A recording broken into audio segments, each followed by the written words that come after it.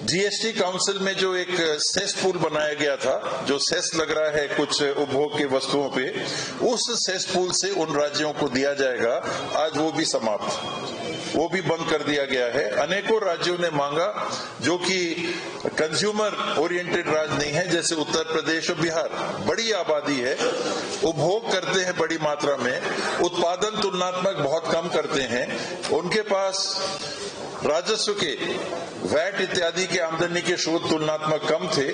मध्य प्रदेश उदाहरण के लिए और छत्तीसगढ़ में तुलनात्मक कहीं ज्यादा थे। तो ये राज्यों को नुकसान होता रहा, जिसकी कहीं कोई भरपाई आज अब नहीं हो पा रही। तो इन व्यवस्थाओं के बीच में हमने एक और नई बात सुनी, जहां पहल होनी चाहिए रैशनलाइज्ड और इंटीग्रेटेड टैक्स स्लैब 9 की जगह अधिकतम 2 या 3, अधिकतम दुनिया में कहीं देशों में ऐसे टैक्स स्लैब नहीं है। तो वो ना करके अब हम क्या देख रहे हैं कि एक वस्तु के ऊपर 3-3 कर के दर। पॉपकॉर्न हाल ही में सबके ध्यान में आया, पॉपकॉर्न, उसके बाद पहले तो शायद बात भी नहीं होती थी, कभी सिनेमा हॉल गए या कहीं गए तो हमने ले लिया। अब 5%, 12%, 18% एक वस्तु के ऊपर हमारे नागरिक कर देने के लिए मजबूर हैं। तो ऐसी व्यवस्थाओं के बीच में हम लोग आपके बीच में उपस्थित हुए हैं, ये बताने के लिए कि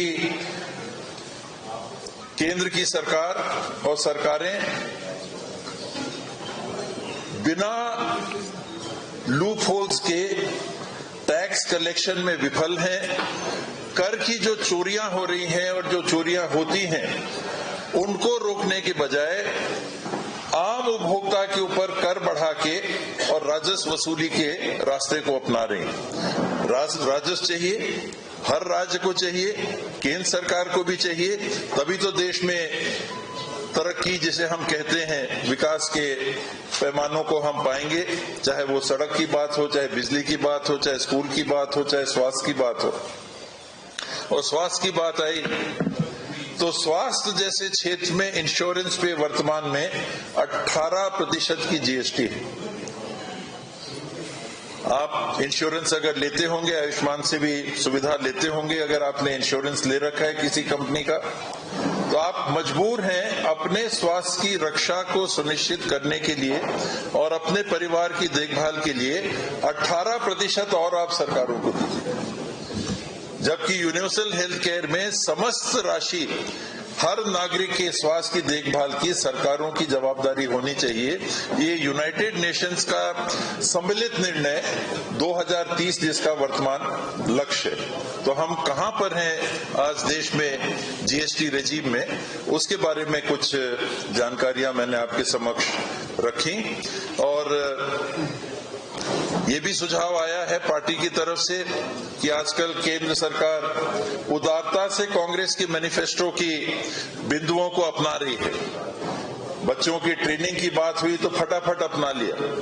तो हमारा ये भी सुझाव है केंद्र सरकार को कि कृपया जीएसटी का जो कांग्रेस पार्टी के मैनिफेस्टो में प्रावधान रखा गया था, उसको आप अपनाएं और वर्तमान जो व्यवस्था जीएसटी रेजिम की है, जिसमें बहुत ज्यादा कंफ्यूजन है, जिसमें बहुत ज्यादा अव्यवस्थाएं, जिसमें बहुत ज्यादा परेशानियां करदाताओं को, उससे उनको निजात मिले और नागरिकों को एक संतुलित कर दर देना पड़े, जिसमें विशेष करके वो आबादी 50% या 60% की आबादी जो मध्यम वर्ग और जिन्हें हम तुलनात्मक गरीब वर्ग का कहते हैं,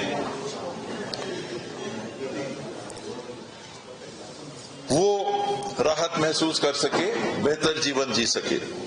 एक बात और आई जो छूट गई थी कि इस दरमियान हमने और आपने देखा कि ये regime of the rich by the rich for the rich क्यों है, कि आपने जीएसटी के दायरे में राहत नहीं दी, रेट बढ़ते ही हमको दिखे। पॉपकॉर्न एक हालिया उदाहरण है, लेकिन आपने राहत किसको दी? कॉर्पोरेट टैक्स में 2 लाख करोड़ से ज्यादा की राहत 2019 में केंद्र की सरकार ने उद्योगपतियों को उपलब्ध कराई, जो आज भी विद्यमान है।